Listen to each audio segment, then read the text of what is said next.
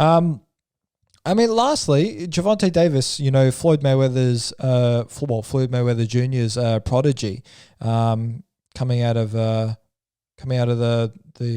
Mayweather team.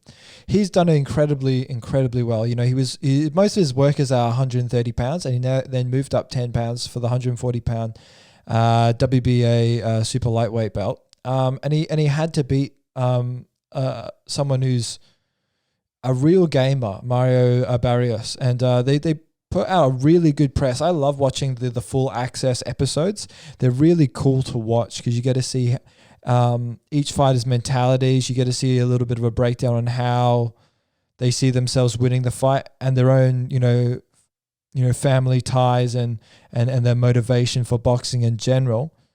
And it was an excellent fight. Gervonta Davis, beat Mario Barrios by the 11th round knockout. And look, I think Gervonta Davis is doing the right things. I think he's trying to really follow in Floyd's footsteps. He's trying to continue to cement himself and collect belts at different weight classes. And I think the big 10-pound jump from where he usually does his claim is at 130 pounds, and he moved up 10 pounds. And you could noticeably see at the weigh-ins, there is a big size discrepancy. I mean, Gervonta Davis is, he's a muscular guy, but he is 130 pounds come fight day. Moving up 10 pounds to fight the much taller and lankier Mario Barrios, that's it was certainly an interesting matchup, and it was a risky matchup. And typically you don't see that type of stuff. Usually they're trying hard not to be risky. They're trying to be safe and precautious and protect an undefeated record.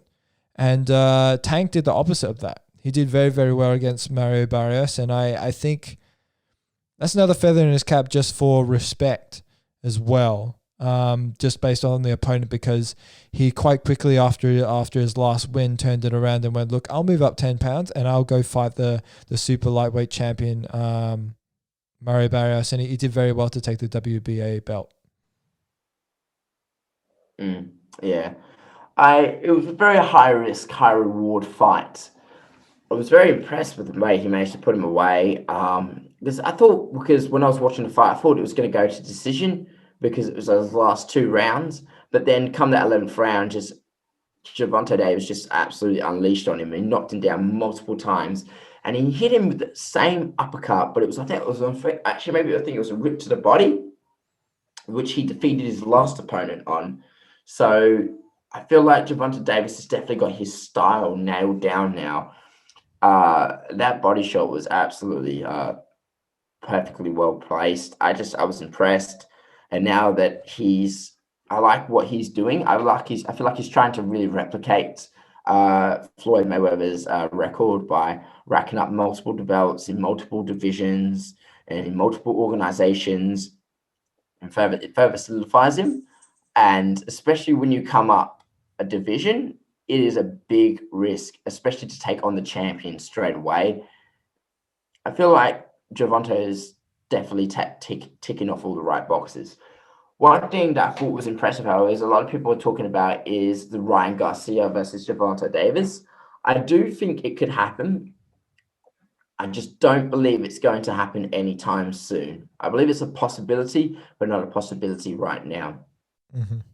Yeah, I think with Gervonta Davis, he's a very scary guy at 130 pounds. And I think I wonder if he's going to move back down to 130 pounds or if he's going to continue to move up, which is obviously a tall, pardon the pun, but is a tall claim to then continue to move up against much larger and taller opponents.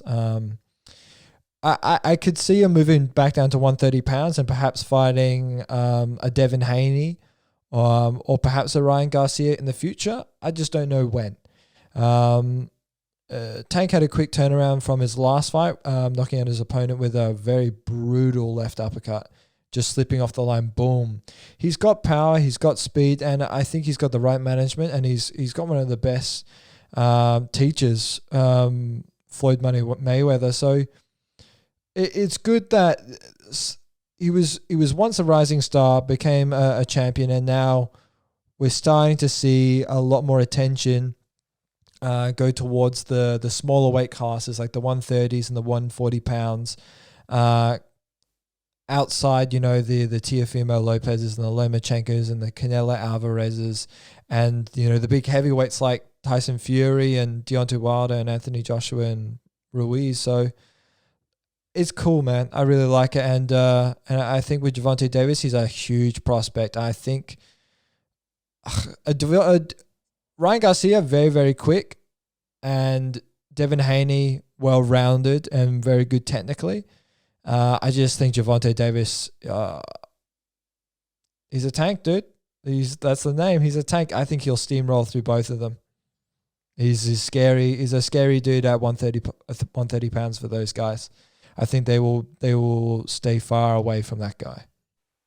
Yeah. Agreed. Alrighty. I feel like that concludes today's episode of the quarantine series. Yeah, the quarantine series. A little bit different today. Yeah, Well, I hope you guys enjoyed that. Now, obviously, we're going to be working a lot on the over this for the next 4 days. We're going to be very active on social media. We're going to be very active on on the clips. You know, so make sure again if you like, subscribe, turn on the notification bell, and of course, guys, follow us on social media. We're going to be dropping lots of content for the next few days. And of course, guys, as always, please give us some support. Buy us a coffee, and that will help us get through this little 4-day lockdown. Other than that, guys, thank you very much. Jack, anything you want to finish up on? No, that's all good. Like, you know, buy me a coffee is a great way to just give us a little bit of support. But I mean, if you don't want to or you can't, that's fine too. The best way to probably support us is just subscribe, press the notification bell, find us on Instagram, and follow us there. We put up a lot of content there, you know, some clips that you might not see on YouTube and things like that. And if you want quick news on, you know, all things fighting, boxing, MMA, you know, even bare knuckle fighting and things like that, you should definitely follow us. But please subscribe, guys. Really appreciate it. And if you're listening, you can do the same thing on Apple Podcasts and Spotify as well. I appreciate it, guys. Thank you very much. And I hope you like the quarantine kind of version of the Last Set podcast. Appreciate it, guys. Thanks, guys. Take care. Bye-bye.